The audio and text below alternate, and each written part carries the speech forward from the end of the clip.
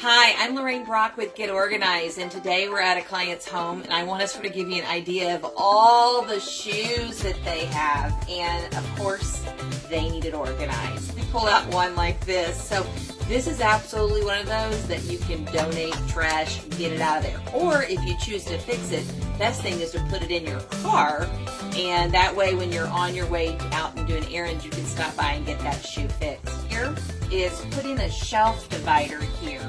And in the shelf divider, we can either put these shoes in there as a set, like that, or some of these, in fact, maybe even all of them, they may go into shoe organizers, shoe containers that they would be able to pull out. Some containers have lids on them. You have to make sure what price point it is that you want. Or you can put shoe organizers that actually have a drawer that pulls out and you're reaching and get the shoes.